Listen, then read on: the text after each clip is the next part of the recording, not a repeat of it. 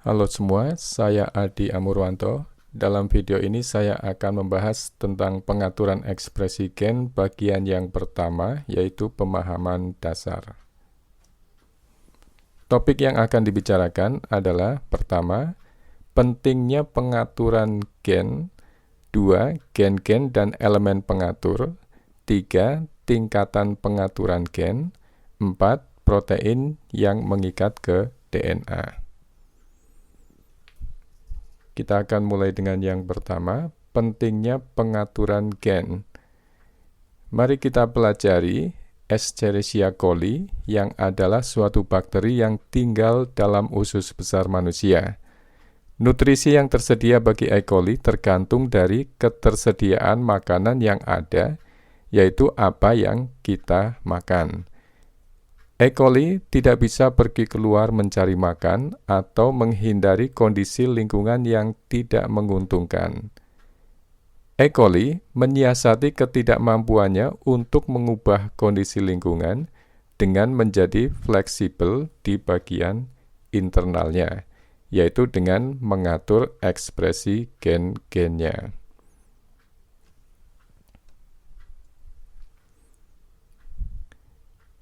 Nah, kita lihat di sini. Sebagai contoh, jika glukosa tersedia, E. coli menggunakannya untuk menghasilkan ATP, dan jika tidak ada glukosa, E. coli akan menggunakan laktosa, arabinosa, maltosa, silosa, atau satu dari gula lainnya. Ketika asam amino tersedia, E. coli menggunakannya untuk mensintesis protein. Jika asam amino tidak ada, E. coli memproduksi enzim yang dibutuhkan untuk mensintesis asam amino tersebut. Pengaturan gen bakteri versus eukariot multiseluler. Jadi kita akan membedakan di sini, melihat perbedaannya antara pengaturan gen bakteri dan pengaturan gen pada eukariot multiseluler. Bakteri membawa informasi genetik untuk mensintesis banyak protein, tetapi hanya sebagian dari informasi ini yang diekspresikan pada suatu waktu. Bakteri mengaktifkan dan menonaktifkan ekspresi gen sebagai respon terhadap perubahan lingkungan. Sebagai contoh, jika suatu sumber karbon ada dalam lingkungan, gen-gen yang menyandi enzim yang mengambil dan memetabolis sumber karbon ini dengan cepat ditranskrip dan ditranslasi. Ketika sumber karbon ini tidak ada, gen-gen yang menyandi enzim ini dihentikan ekspresinya. Pada organisme eukariot multiseluler, pengaturan gen menghasilkan diferensiasi seluler. Individu sel-sel terspesialisasi untuk tugas tertentu.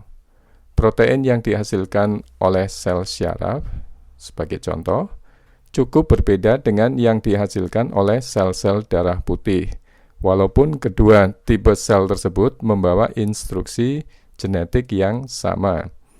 Oleh karena itu, pengaturan gen merupakan kunci baik untuk fleksibilitas uniseluler dan spesialisasi multiseluler, dan merupakan hal yang penting untuk kesuksesan semua makhluk hidup. Yang kedua, gen-gen dan elemen pengatur. Dalam mempelajari pengaturan gen, baik pada bakteri maupun eukariot, kita harus membedakan antara sekuen DNA yang ditranskrip dan sekuen DNA yang mengatur ekspresi sekuen lainnya. Jadi dua hal ini harus jelas dibedakan jika kita hendak membahas tentang pengaturan gen. Yang pertama itu sekuen DNA yang ditranskrip. Jadi ada bagian DNA, bagian atau sekuen DNA yang ditranskrip, dan ada sekuen DNA atau darah pada DNA yang mengatur sekuen lainnya. Sebagai pengingat, ingat ya, Definisi gen adalah setiap sekuen DNA yang ditranskrip melalui molekul RNA. Gen-gen termasuk sekuen DNA yang menjadi protein, juga sekuen-sekuen yang menjadi rRNA, tRNA, snRNA, dan tipe RNA lainnya. Jadi definisi gen di sini bukan hanya semata-mata sekuen DNA yang menjadi protein saja, tapi semua sekuen DNA yang menjadi semua molekul RNA, termasuk yang sudah disebutkan di sini, itu disebut sebagai gen. Gen-gen struktural dan gen-gen pengatur. Bedanya di mana? Gen-gen struktural menjadi protein yang digunakan dalam metabolisme atau biosintesis atau yang memiliki peranan struktural dalam sel. Gen-gen pengatur adalah gen-gen yang produknya baik RNA maupun protein berinteraksi dengan sekuen DNA lainnya dan mempengaruhi transkripsi atau translasi sekuen-sekuen tersebut. Dua hal ini penting untuk dibedakan. Ada gen-gen struktural yang menjadi protein, kemudian ada gen-gen pengatur. Nah, produk dari gen pengatur ini, entah RNA atau protein, ini nanti akan berinteraksi dengan sekuen DNA yang lainnya. Dan interaksi ini akan mempengaruhi transkripsi atau translasi sekuen-sekuen tersebut.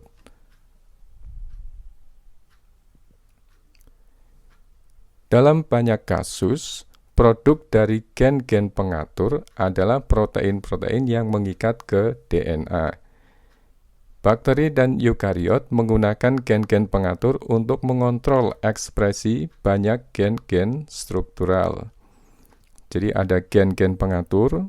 Nah, gen-gen pengaturan ini akan ditranskripsi, kemudian ditranslasi, nanti akan menghasilkan produknya, protein produknya. Nah, protein-protein ini akan mengikat ke DNA, dan pengikatan ini akan mengatur atau mengontrol ekspresi gen-gen struktural. Gen-gen konstitutif. Apa yang dimaksud dengan gen-gen konstitutif? Beberapa gen-gen struktural, terutama gen-gen yang menjadi fungsi-fungsi seluler yang penting, karena penting dan diekspresikan secara terus-menerus. Jadi gen-gen menjadi fungsi-fungsi seluler yang penting, dan karena penting, ekspresinya secara terus-menerus, dan itu yang disebut sebagai konstitutif atau gen-gen konstitutif. Oleh karena itu, gen-gen yang konstitutif tidak perlu pengaturan ekspresi gen. Jadi bukan yang kita bahas karena tidak diatur. Elemen pengatur. Sekuen DNA ada juga yang tidak ditranskrip sama sekali, tetapi masih memiliki peranan dalam pengaturan gen-gen dan sekuen DNA lainnya. Sekuen ini disebut elemen pengatur dan umum didapati pada bakteri dan eukariot. Elemen pengatur ini dikenali dan diikat oleh protein-protein yang dihasilkan oleh gen-gen pengatur dan mempengaruhi ekspresi sekuen-sekuen yang terhubung secara fisik. Jadi perhatikan lebih jelas di sini ada ilustrasinya. Ada gen-gen pengatur yang lokasinya berbeda dengan daerah gen lainnya. Nah, gen pengatur ini menghasilkan protein. Nah, protein ini akan berinteraksi dengan elemen pengatur, akan mengikat di elemen pengatur dan mempengaruhi ekspresi sekuen-sekuen. Ini terhubung secara fisik, artinya ada dalam satu molekul DNA. Kontrol positif dan negatif. Pengaturan ekspresi gen dapat melalui proses yang menstimulasi atau memicu ekspresi gen yang disebut kontrol positif. atau melalui proses yang menghambat ekspresi gen yang disebut kontrol negatif. Jadi kontrol positif itu menstimulasi atau memicu ekspresi gen sesuai dengan namanya positif. Jadi memicu atau menstimulasi. Bakteri dan eukariot menggunakan baik mekanisme kontrol positif dan negatif yang mengatur gen-gen mereka. Akan tetapi, kontrol negatif lebih banyak atau lebih penting pada bakteri, sedangkan eukariot lebih banyak menggunakan mekanisme kontrol positif. Jadi baik kontrol positif maupun kontrol negatif itu ada pada bakteri dan eukariot. Hanya pada bakteri lebih banyak menggunakan kontrol negatif, sedangkan eukariot lebih banyak menggunakan kontrol positif. Yang ketiga, tingkatan pengaturan gen. Pada bakteri dan eukariot, gen-gen bisa diatur pada sejumlah titik sepanjang jalur aliran informasi dari genotip ke fenotip. Jadi tingkatan ini maksudnya adalah level. Level itu apa? Jadi pada tahapan mana dalam jalur aliran informasi genetik itu mulai dari genotip ke fenotip, dari DNA, RNA ke protein. Nah, di bagian mana akan diatur? Nah, itu yang kita maksud dengan tingkatan pengaturan gen. Seawal mungkin pengaturannya akan semakin efisien. Seawal mungkin maksudnya pada saat masih dalam level DNA ya. DNA atau genotipnya itu. Level akhirnya pada protein dan kemudian modifikasinya. Kita lihat yang pertama. Pengaturan bisa melalui perubahan DNA atau struktur kromatin. Tipe pengaturan gen ini terjadi terutama pada eukariot. Modifikasi ke DNA atau pengepakannya dapat membantu menentukan sekuen mana yang tersedia untuk transkripsi atau kecepatan di mana sekuen ditranskrip. Metilasi DNA dan perubahan dalam kromatin adalah dua proses yang memainkan peranan penting dalam pengaturan gen. Kemudian yang kedua, pengaturan gen bisa pada tahap transkripsi. Untuk efisiensi seluler, membatasi produksi protein di awal proses masuk akal. Dan transkripsi merupakan titik penting pada pengaturan gen, baik pada bakteri maupun eukariot. Jadi pengaturannya pada tahapan transkripsi. Kemudian yang ketiga, titik pengaturan gen berikutnya, yang ketiga adalah pemrosesan mRNA. mRNA eukariot sangat termodifikasi sebelum ditranslasi. Cap ditambahkan pada ujung 5, jadi ujung 5-nya ditambah cap, biasanya dimetilasi. Ujung 3 dipotong dan ditambah dengan poliadenil. Jadi ada poli A dan intron dibuang. Jadi bagian DNA ada ekson, ada intron. Ekson adalah bagian yang diekspresikan, sedangkan intron adalah bagian yang tidak diekspresikan. Bagian yang tidak diekspresikan atau intron ini akan dibuang. Nah, itu merupakan tahapan pemrosesan. Modifikasi ini menentukan stabilitas mRNA. Apakah RNA dapat ditranslasi, kecepatan translasi, dan sekuen asam amino dari protein yang dihasilkan. Ada bukti bahwa sejumlah mekanisme pengaturan dalam sel-sel eukariot beroperasi pada level pemrosesan mRNA.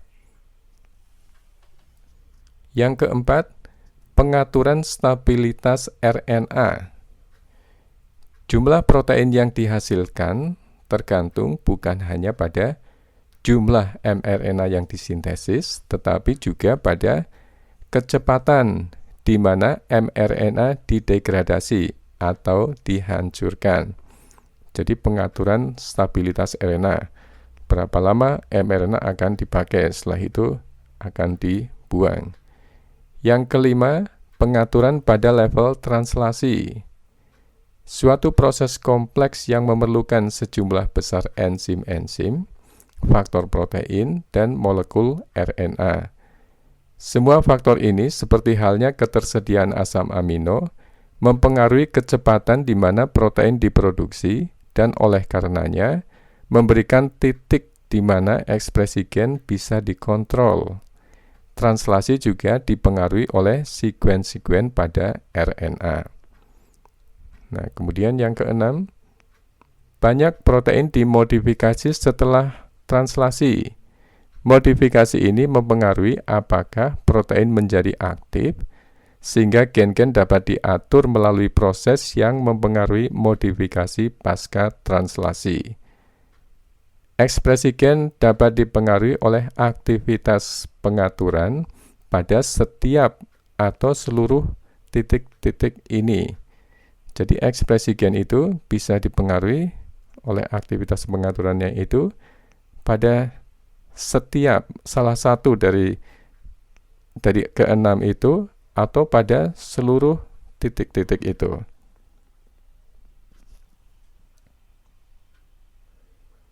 Yang keempat, protein yang mengikat ke DNA. Banyak pengaturan gen pada bakteri dan eukariot dilakukan oleh protein yang mengikat ke sekuen DNA dan mempengaruhi ekspresinya. Protein pengatur ini umumnya memiliki bagian fungsional yang terpisah, yang disebut domain. Umumnya terdiri dari 60-90 asam amino yang bertanggung jawab untuk pengikatan ke DNA. Jadi ada protein-protein yang tadi sudah kita bahas sebelumnya. Protein tersebut mengikat ke sekuen DNA. Nah, protein yang mengatur ini, yang mengikat ke DNA ini, memiliki bagian yang terpisah yang disebut sebagai domain. Nah, domain ini 60-90 asam amino. Nah, domain ini dalam protein tadi yang merupakan bagian dari protein tadi, ini bertanggung jawab untuk mengikat ke DNA. Jadi tidak proteinnya yang langsung mengikat ke DNA, tapi ada bagian yang disebut domain yang mengikat ke DNA-nya. Dalam suatu domain, hanya sedikit asam amino yang melakukan kontak dengan DNA. Jadi ada domain yang mengikat, tapi domain itu sendiri hanya sedikit asam amino yang benar-benar melakukan kontak dengan DNA.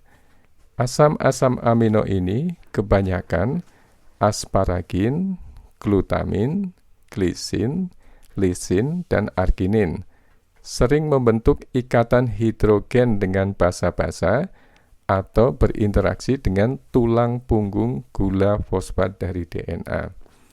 Jadi protein yang mengikat itu di bagian yang disebut domain, dan dalam domain itu juga hanya beberapa asam amino yang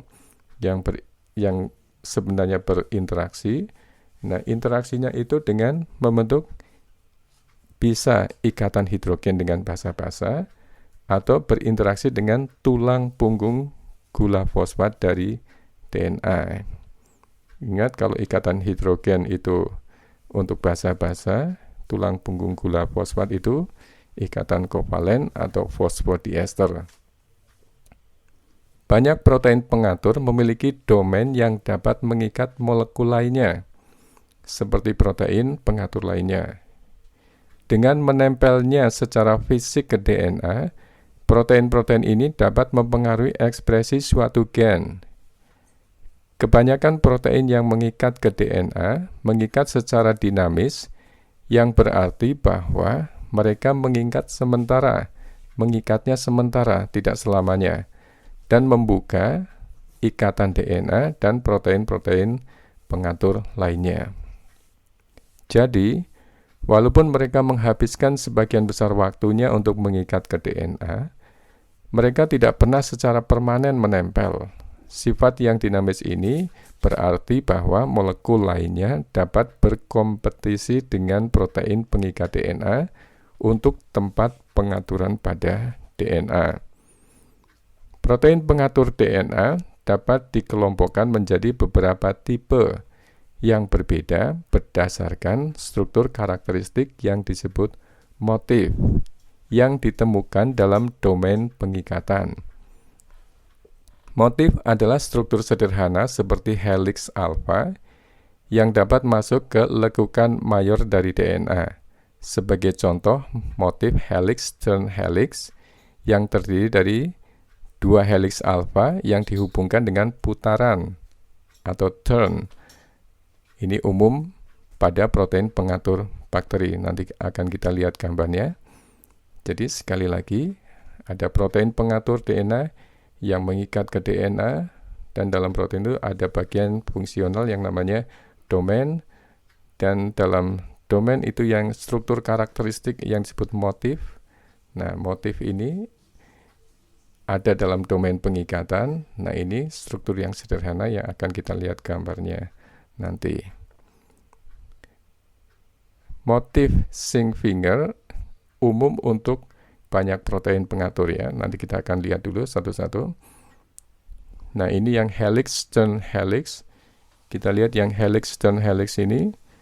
Lihat ada helix, kemudian ada di gambar yang atas itu ada helix seperti batang itu. Dengan helix satunya itu dihubungkan dengan lekukan atau turn itu ya, lekukan untuk turn.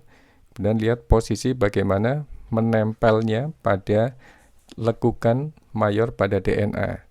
Jadi ada helix yang mengikat ke DNA, kemudian ada turn atau lekukan itu, kemudian ada helix yang mengikat dimer, Nah, seperti itulah motif pada helix turn helix.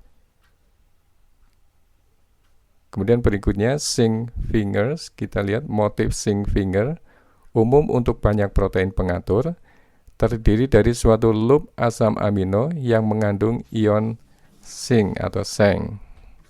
Jadi kita lihat ya, lihat cara menempelnya pada atau mengikatnya pada DNA.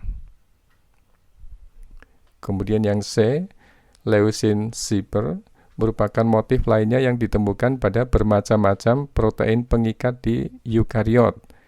Leucine zipper ini pada eukariot. Oke, kita lihat bentuknya, ada leucine, ada zipper, dan bagaimana motif ini mengikat pada DNA di sela-sela DNA, terutama di bagian lekukan mayornya. Dengan demikian berakhir sudah pembahasan kita tentang